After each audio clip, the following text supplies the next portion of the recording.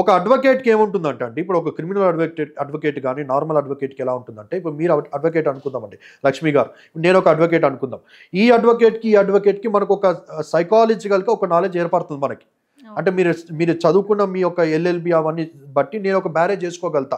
మీ దగ్గర ఎంత సబ్జెక్ట్ ఉంది, మీరు ఏ విధంగా వాదించగలుగుతారో, పాత కేసుల్ని బట్టి ఎన్ని కేసులు గెలిచారు, ఎన్ని కేసులు ఓడారు, ఇవన్నిటిని నేను కాలిక్యులేషన్ చేసుకొని, నాకు వస్తున్న అపోనెంట్ ఎవరైతే ఉన్నారో వాదించడానికి, వారి దగ్గర ఉన్న స్టఫ్ ఎంతది, వాళ్ళు ఏ టైప్‌లో అనేది నేను బ్యారేజ్ వేయగలుగుతా. కానీ ఈయన ఎప్పుడు కేసులు వాదించలేదు. ఈయన అడ్వకేట్ కాదు. ఈయన ఇంటలెక్చువల్. ఈయన చాలా సబ్జెక్టు ఇండాలజీ మీద మాట్లాడుతూ ఉన్నాడు. అంటే చరిత్ర మీద మాట్లాడుతూ ఉన్నాడు. ఇప్పటిదాకా ఇండియాలో చరిత్ర మీద మాట్లాడిన ఏకైక వ్యక్తిని నేను చూసింది ఎవరంటే ప్రవీణ్ పగడాల్. ఇండాలజీ మీద. He got lot of subject. So ఇక్కడ ఇప్పుడు ఉన్న అడ్వకేట్ ఎవరు? ఇది కూడా చూద్దాం మనం. నేను ఎందుకు ఈ మాటలు అంటున్నానంటే, ఇప్పుడు ఎదురుగా ప్రవీణ్ పగడాలకి ఆపోజిట్లో ఉన్న అడ్వకేటు అటు తరపు, ఎటు యాంటీ కన్వర్షన్ లా తరపు వకాల పుచ్చుకొని మాట్లాడుతున్న వ్యక్తి ఉపాధ్యాయ్, అశ్విన్ ఉపాధ్యాయ్. ఈయన యొక్క విజిటింగ్ కార్డ్ నా దగ్గర ఉంది. ఆయన విజిటింగ్ కార్డ్ మీద అడ్వకేట్ అని ఉంటుంది. ఒక వైపు ఏమో ఢిల్లీ బీజేపీ స్పోక్స్ పర్సన్ అని ఉంటుంది. ఆయన BJP spokes person officially for Delhi. రెండోది అడ్వకేట్. ఇప్పుడు యాంటీ కన్వర్షన్ లా తీసుకొచ్చింది ఎవరు? పైన ఉన్న పెద్దలు, మోడీ గారు. ఒకవేళ బీజేపీ స్పోక్ పర్సన్ అని ఉంటే అది ఇంకా బీజేపీకి సంబంధించి, దాంతో నాకు పని లేదండి. ఆయన ఏదైనా వేసుకోండి, ఆయన ప్రైమ్ మినిస్టర్ అని వేసుకుని నాకు సంబంధం లేదు. నేను ఈ డాట్ ని కలుపుతున్నాను.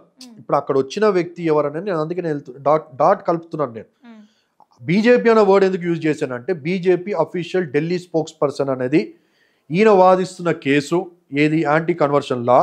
ఈ యాంటీ కన్వర్షన్ లా తీసుకొచ్చిన వ్యక్తి డాట్ మళ్ళీ చైన్ ఎవర్రా అంటే మోడీ గారు, అమిత్ షా గారు ప్రభుత్వం, వారి ప్రభుత్వం తీసుకొచ్చింది. ఇప్పుడు వీరు వచ్చి డైరెక్ట్ కేసు వాదించలేరు కదా. వీరి తరపున అంటే ఈయన యొక్క అమిత్ షా గారి యొక్క షాడో ఎవరు? ఈ కోర్టులో వాదిస్తున్న వ్యక్తి అశ్విన్ ఉపాధ్యాయ్ గారు. మీకు అర్థమవుతుందా డాట్ క్లియర్గా? అమిత్ షా గారు పెట్టినది ఆయన తరపున. అంటే ఈ యొక్క అడ్వకేట్ క్లయింట్ ఎవరు? వారి భాషలో అమిత్ షా గారు. అమిత్ షా గారి యొక్క అడ్వకేటే అశ్విన్ ఉపాధ్యాయ్. దానికి clear evidence BJP spokes person. అది మీకు అందులో యాంటీ కన్వర్షన్ లా. ఆయన దేని మీద ఫైట్ ఇస్తున్నాడు? ప్రభుత్వం తీసుకొచ్చిన యాంటీ కన్వర్షన్ లా. ఈ యాంటీ కన్వర్షన్ లాని క్యాన్సిల్ చేయాలని చెప్పి పోరాటం చేస్తుంది ఎవరు? ఇది వస్తే అందరికి నష్టమే. హిందువులకు నష్టమే, ముస్లింలకు నష్టమే, క్రిస్టియన్స్కి నష్టమే. ఆయన దగ్గర ఉన్న హెవీ సబ్జెక్టు క్రిస్టియన్స్కి. ఇప్పుడు క్రిస్టియన్స్ ఏదైతే ఉందో ఇప్పుడు తీసుకొచ్చారండి యూపీలో. జస్ట్ బైబిల్ పట్టుకొని ఆయన బయట తిరుగుతున్నందుకు మత మార్పిడి చేస్తా ఉన్నాడని తీసుకెళ్ళి లైఫ్ వేశారు. ఏడిఎఫ్ అని ఒకటి ఇండియా మొత్తం కాదు ప్రపంచం మొత్తంలో ఒక అడ్వకేట్ టీం ఉంది. దాంతో మేము టైఅప్ అయ్యాం. చెప్తాను, నేను టైఅప్ అయి ఉన్నాను. దాంతో మా డబ్ల్యూసీసీ వారితో టైఅప్ అయి ఉంది. ఎంతమంది పాస్టర్స్ని లోపడేస్తే వారికి బెయిల్ ఇప్పించి ఎంత కష్టపడి ఎంత అమౌంట్ ఖర్చు పెట్టి ఆ ఏడిఎఫ్ టీము మేము వర్క్ చేస్తాం నాకు పర్సనల్గా తెలుసు. యూపీ కానీ, మధ్యప్రదేశ్ కానీ, రాజస్థాన్ కానీ, ఛత్తీస్గఢ్ కానీ, ఇక్కడ ఉన్న బీహార్ కానీ, ఒరిస్సా కానీ, నార్త్కి సంబంధించిన హిందీ రాష్ట్రాలు ఎన్నైతే ఉన్నాయో ఇవన్నిట్లో పాస్టర్స్కి జరుగుతున్న విషయాల్లో అఫీషియల్గా లీగల్గా తొక్కే ప్రయత్నమే ఇది. మత ప్రచారం చేయొద్దా? ఇప్పుడు ఇస్కాన్ వారు ఉన్నారు. ఇస్కాన్ వారు ఉన్నారండి. ఇస్కాన్ వారు ఉన్నారు. ఇస్కాన్ వారు వెళ్ళి అమెరికాలో ప్రచారం చేస్తూ ఉన్నారు. ఇక్కడే హైదరాబాద్లో చూస్తుంటే ఓపెన్గా పంచుతూ ఉంటారు. పంచుకోకూడదా? అదే కదా వారు చేసి నచ్చితే నువ్వు తీసుకుంటావు. బలవంతపు మత మార్పిడి అనేది తప్పది. అలా ఎవరు కూడా చేయరుగా. ఇప్పుడు పవన్ కళ్యాణ్ గారు వైఫ్ ఉన్నారు. ఎవరండి ఆవిడ? క్రిస్టియన్ కాదా? అలా కొడుకు ఎవరు? మొన్న యాక్సిడెంట్ అయింది సింగపూర్లో. ఆయన పేరు మార్క్ ఉంది, తర్వాత రోషన్ ఏదో పేరు ఉంది. క్రిస్టియన్ కాదా? శంకర్ ఏదో కనబడుతుంది. క్రిస్టియన్ కాదా? పవన్ కళ్యాణ్ గారు యోర్దాన్లో వెళ్ళి బాప్తిజం తీసుకున్న ఫోటోలు ఉన్నాయి నా దగ్గర. చర్చిల్లో ఉండి బైబిల్ పట్టుకొని ప్రేయర్ చేయించుకున్న ఫోటోలు ఉన్నాయి. నేను క్రిస్టియన్ బాప్తిజం తీసుకొని చెప్పి పవన్ కళ్యాణ్ గారు చెప్పిన మాటలు ఉన్నాయి. అలా ఆవిడ ఎవర్రా అంటే షీజ్ ఎ క్రిస్టియన్ అని తెలుసు. మళ్ళీ ఇప్పుడు ఆవిడ వెళ్ళి తిరుపతిలో గుండు కొట్టించుకున్నారా? అంటే మీరు క్రిస్టియన్ని గర్వాపసి చేస్తే తప్పు లేదు, కానీ అవతల వాళ్ళు ఇంకోళ్ళు గర్వాపసి చేసో లేకపోతే మార్చే తప్పు లేదా? భార్య భర్తలే. మతం విషయంలో క్రిస్టియానిటీలోంచి హిందువులకి ఆవిడ వెళ్ళి గుండు కొట్టించుకుంటా మేము వచ్చి మాట్లాడుతా ఉన్నామా? పోయి గుండు కొట్టించుకోమని చెప్పారా పవన్ కళ్యాణ్ గారు? ఇప్పుడు ఆవిడ ఆయనకి భార్య అండి, కానీ ఆవిడ ఇప్పుడు నాకు వచ్చి she's a Christian my sister అంటాను కదా. నా తల్లి అంటాను. నాకు పెద్ద వయసు అయితే నా తల్లి అంటాను. మళ్ళీ నా తల్లి గారిని నువ్వు క్రిస్టియన్ నువ్వు ఎందుకు గుండు కొట్టించావు అని చెప్పి నేను బాధపడ్డా? ఎవరి ఇష్టం వారిది అంటానండి. స్వేచ్ఛ, అది నేను చెప్పేది. స్వేచ్ఛ, ఈక్వాలిటీ. క్రిస్టియన్స్ కూడా ఎవరిని బలవంతపు మత మార్పిడి చేయరండి. ప్రచారం చేస్తాం. ఈ ప్రచారం చేయడమే ఈ మత మార్పిడి బిల్లు యొక్క ఉద్దేశం ఏంటంటే ప్రచారం చేస్తే కూడా బైబిల్ పట్టుకుంటే కూడా, ప్రార్థనలు చేస్తే కూడా, చర్చిలు నడిపితే కూడా, అంటే ఈ లాని ఇష్టం వచ్చినట్టు యూజ్ చేస్తున్నారు అక్కడ. ఏ విధంగా చేస్తున్నారు? మత ప్రచారం మరొక మతాన్ని తిడుతూ వాళ్ళ మతంలో విధానాలు ఏ విధంగా ఉన్నాయి అని తప్పు అంటాను. అలా తిట్టడం తప్పు అంటాను. ఇప్పుడు కూడా అది చెప్తున్నాను, I'm giving a call to every pastor. తిట్టడం తప్పు, నీ గురించి నువ్వు చెప్పుకో అంటాను. నేను ఏమంటానంటే నీ మతాన్ని నువ్వు గౌరవించు, నీ మతాన్ని నువ్వు పాటించి ఇతర మతాలను గౌరవించు అంటాను. ఇతర మతాలను గౌరవించబ్బా, అది హిందూయిజం అయినా కానీ, ముస్లిమిజం అయినా కానీ, క్రిస్టియనిజం అయినా కానీ, నీ మతాన్ని నువ్వు పాటించుకో, నీది ఏదైతే నువ్వు పాటించుకో, ఇతర మతాన్ని అపోజిట్ పర్సన్ నువ్వు గౌరవించని చెప్పి అంటారు. నీ మతంలో ఇలా ఉంటారు, నీ మతం వాళ్ళు ఇలా చేస్తారు అని చెప్పి ఈ మత మార్పులు చేయడం తప్పు. అలా మాట్లాడడం తప్పండి, 100% తప్పు. ఇప్పుడు మేమే ఉన్నాము, మేము క్రైస్తవంగా మారాం, మాకు ఎవరు చెప్పలేదే. మాకు దేవుడు మా జీవితాల్లో చేసిన కార్యాలు బట్టి మేము మారడానికి వచ్చాం. మా సాక్ష్యాలు మాకుండే. మేము డబ్బు వద్దనుకొని వచ్చానండి. I was a flight officer ఎమిరేట్స్కి, దుబాయ్లో. నేను ఎయిర్పోర్ట్లో 8 years అక్కడ వర్క్ చేశాను. నేను 3 లక్షల శాలరీ ఉండేది అది. నేను వచ్చి సేవ చేసుకుంటాను, డబ్బు వద్దనుకొని వచ్చాను. నేను సినిమా బ్యాక్గ్రౌండ్ ఉంది, మా ఫ్యామిలీ హీరోలు ఉన్నారు సినిమా మా నాన్నగారు 3 సినిమాలు తీశారు హీరోగా. నాకు వద్దనుకొని డబ్బు వద్దనుకొని వచ్చి, మా నాన్న కరాటే ఫైటర్ అని RSSకి ట్రైనింగ్ ఇచ్చేవాడు మా నాన్న. ఉదయకాలపు శాఖ, సాయంకాలపు శాఖ అని 35-40 years బ్యాక్. 10 స్కూళ్ళు ఉండేవి మాకు. అంబాసిడర్ కార్ అప్పట్లో ఉండేది. 10 బిజినెస్లు ఉండే, printing press, Shri Sai typing institute అని చెప్పి మా నాన్నగారి టైపింగ్ ఇన్స్టిట్యూట్ ఉండే. VCR ఆయన రెంట్కి ఇచ్చేవారు. అలాగే 10 రకాల బిజినెస్లు చేసేవారు. అన్ని బిజినెస్ వదిలిపెట్టుకొని యేసు ప్రభు ఒకటే శరణం అని చెప్పి వచ్చాడు. ఎవరు మత మార్పిడి చేస్తారు? యేసు ప్రభే మాట్లాడేది ఆయనతో, ఎవరు మాట్లాడలేదు. ఆయనకు జరిగిన కొన్ని కారణాలు బట్టి ఎవరు సాయం చేయకపోతే, సాయం చేసేవారు ఎవరా అని అంటే ఎవరో ఇలాగ వచ్చి చెప్పారు, ఆ దేవుడిని కోరుకాయ నిజంగా ఉంటే నీ గట్టెక్కిస్తాడు. ఆయన నిజంగా ఉన్నాడా? నిజంగా కోరుకో, మనసులో కోరుకున్నాడు. నువ్వు నిజంగా ఉన్నావు అని చెప్పి అందరూ అంటూ ఉంటారు కదా. నిజంగా నువ్వు ఉంటే ఈ యొక్క ఏమంటారు, ఈ యొక్క పరిస్థితి నుంచి నన్ను గట్టెక్కించు ఆయన కోరుకున్నాడండి మనసులో.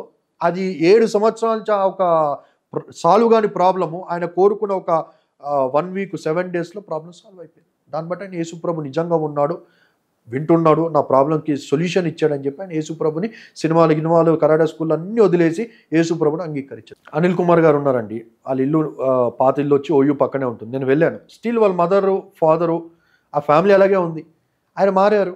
ఎందుకు మారారు? హీరోయిన్ జయసుధ గారు ఉన్నారు, సూర్య గారు ఉన్నారు, హీరో రాజా ఏబేల్ గారు ఉన్నారు, దాని తర్వాత నగ్మా గారు ఉన్నారు. రకరకాల వచ్చిన వాళ్ళు కూడా ఉన్నారండి. ఎవరి మతాన్ని, ఎవరి స్వేచ్ఛ వాళ్ళకు ఉంది, వారి విశ్వాసాలు బట్టి, ఎవరి ఇష్టాలు బట్టి, టేస్టులు బట్టి వారు వెళ్ళొచ్చు. కానీ అణిచివేయటము, అది లేకుండా చేయాలి అనే ఉద్దేశం కరెక్ట్ కాదని చెప్పి అంటాను నేను.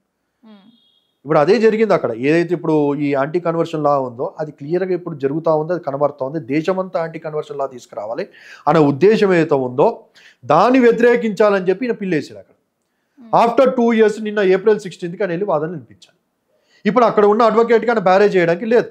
ఈయన దగ్గర ఉన్న హెవీ స్టఫ్ ఆయన గురించి తెలుసుకున్నప్పుడు ఈయన దగ్గర చాలా హెవీ స్టఫ్ ఉంది. ఒకవేళ మేము ఓడిపోతే, ఈ కేసు మేము ఓడిపోతే ఏంటి పరిస్థితి అనేది వాళ్ళకి ఆలోచన కలిగింది.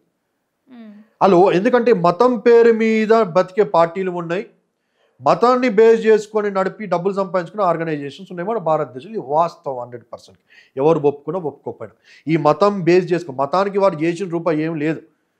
ఒకప్పుడు లీటరు 50-60 రూపాయలు ఉన్న పెట్రోల్ ఈరోజు మనం చూస్తే 107 దాకా వెళ్ళిపోయింది పెట్రోల్. ఎవరికి చేస్తారు? ఏ హిందువులకు ఏమి మేలు చేశారని చెప్పి ఎవరికైనా చేశారా? వాళ్ళు పైన ఏదో సాధించుకోవడానికి, వాళ్ళ పబ్బం గడుపుకోవడానికి తప్ప కింద ఉన్న హిందువులకి కానీ, ముస్లింలకు కానీ, క్రిస్టియన్లకు కానీ, ఆ పార్టీలు కానీ, ఆర్గనైజేషన్ వారు కానీ చేసింది ఏమి లేదు. ఆ ఆర్గనైజేషన్ దేశభక్తి అని చెప్పి అంటారు కానీ ఎక్కడైనా కానీ ఫ్రీడమ్ దాంట్లో కానీ ఎక్కడైనా కానీ పార్టిసిపేట్ చేసినట్టుగా ఉందా? ఏం చేయకుండానే 2 సార్లు గెలిచారా ఎవరు? నేను అదే అంటా ఉన్నాను. మతం పేరు మీద ఎట్లా గెలిచారంటే మన డెప్త్లోకి వెళ్ళిపోతే అది వేరే సబ్జెక్ట్కి వెళ్ళిపోద్ది. నా దగ్గర ఆధారాలు ఉన్నాయి, నా దగ్గర ఈవీఎం మిషన్లు అనేవి ఉన్నాయి. ఎవరు ఎట్లా గెలుస్తూ ఉన్నారు? మొన్న అమెరికాలో ఆవిడ స్టేట్మెంట్ ఇచ్చారు, మేము బ్యాలెట్కి వెళ్తాం. అమెరికా అంత పెద్ద అమెరికాలో బ్యాలెట్ సిస్టమ్కి వెళ్ళిపోయిందండి. ఎందుకు వెళ్ళారు బ్యాలెట్కి? ఈవీఎంలు ఈజీగా హ్యాక్ చేయొచ్చు. ఈవీఎంలు హ్యాక్ అయినాయి. ఆంధ్రప్రదేశ్, తెలంగాణ ఇంకా లోతుకి వెళ్తే ఈవీఎంలతో ఏమేమి చేయొచ్చు. ఎందుకు అవతల వారు సైలెంట్గా ఉన్నారు, ఈతల వారు ఎందుకు మాట్లాడుతూ ఉన్నారు, దట్ ఈస్ డిఫరెంట్ సబ్జెక్ట్ అండి. ఎట్లా గెలిచారని అంటే అందరికీ తెలుసు ఎట్లా గెలుస్తున్నారు. మీరు అనుకుంటున్నట్టుగా కాంగ్రెస్ ప్రభుత్వానికి అంత సత్తా లేదా హ్యాక్ చేసేంత? కాంగ్రెస్ ప్రభుత్వాన్ని ఇప్పుడు ఎందుకనంటే నేను కూడా ఒక పార్టీలో ఉన్నాను కాబట్టి ఆ విషయాలు నేను మాట్లాడుతూ ఒక పార్టీకి నేను ఏదో వకాలా పుచ్చుకొని మాట్లాడడం ఉంటుంది. డిమానిటైజేషన్ అనేది చేసినప్పుడు, డిమానిటైజేషన్ చేయకముందు, చేయబోతున్నాం అన్నప్పుడు ఎవరెవరికి విషయాలు తెలిసినాయి, వాళ్ళు ఏ జాగ్రత్తలు తీసుకున్నారు. తప్పేయమని చెప్పి డిమానిటైజేషన్ ఎజెండా బయట ఏంటి మీడియాలో, అసలు తెర వెనుకలో ఉన్న ఎజెండా ఏంటి, ఎవరిని కొట్టడానికి డిమానిటైజేషన్ తీసుకొని వచ్చారు. తీసుకురావడం బట్టి ఇంట్లో పెట్టుకున్న ఈ యొక్క అన్ని తీసుకొచ్చి మోరీల్లోనూ తగలబెట్టేసి వదిలేసిన పరిస్థితులు వచ్చాయి. అంటే బేస్మెంట్గా ఫైనాన్షియల్గా నువ్వు బేసెస్ కొట్టినట్టు కనబడతా ఉంది అక్కడ. తిరిగి మళ్ళీ రకరకాలుగా మాట్లాడిన వారిని లోపటేయడు. మనమే చూస్తా ఉన్నాం, తెలంగాణ నుంచి చూస్తూ ఉంటే కవితమ్మ గారిని తీసుకెళ్ళి 6 నెలలు లోపల జైల్లో ఉంచారు తీహార్లో. మహారాష్ట్రకి సంబంధించి ఎంపీ గారిని జైల్లో ఉంచారు. ఆమ్ ఆద్మీ పార్టీకి నేను చెప్తాను, ఆమ్ ఆద్మీ పార్టీకి సంబంధించిన కేజ్రీవాల్ గారిని కానీ, సిసోడియా గారిని కానీ, దాని తర్వాత ఇంకో ఆయన ఎంపీ గారిని కానీ దాన్ని తీసుకొని లోపడేశారు. మన బీజేపీలో లేరా అని చెప్పి నేను అడుగుతా ఉన్నా. పక్కనే ఉన్నాడుగా మనకి విశాఖపట్నం ఎంపీ. ఆ ఎంపీ గారు 400 కోట్లు బ్యాంక్ కరప్ట్ ఏదైతే చేసాడో మళ్ళీ ఆ విషయంలో ఎందుకు మాట్లాడలే. టీడీపీలో ఉన్న ఎంపీలు సుగుణా చౌదరి కానీ, ఇక్కడ ఉన్న పక్కన సుజనా మాల్లో కానీ, టీడీపీలో ఉన్నంతసేపు వాళ్ళ మీద ఈడీ రైళ్లు ఇవన్నీ జరిగినప్పుడు వాళ్ళు టబేళ్ళు అని చెప్పి టీడీపీలో నుంచి బీజేపీలోకి పోయిన తర్వాత వాషింగ్ పౌడర్ నిర్మ అయిపోయిన సంగతులు కనబడతలేదా? అంతేందుకు ప్రజ్ఞా ఠాకూర్ గురించి మనం మాట్లాడుతూ ఉన్నాం. బాంబు దాడుల్లో ఏవన్గా ఉన్న ప్రజ్ఞా ఠాకూర్ లోపలికి పోయి ఇప్పుడు వచ్చి ఆమె ఎంపీ అయింది. బీజేపీ అయితే అదే కాంగ్రెస్ అయ్యింటే, ఆమ్ ఆద్మీ పార్టీ అయ్యింటే, టీఆర్ఎస్ అయ్యింటే అయితే జైల్లోకి పోతారు. ఈ పార్టీకి బీజేపీ కాబట్టి బాంబులు పెట్టినా కూడా చనిపోయిన వారు ఏ మతమైనా కూడా వారికి సంబంధం లేదు అంటారు.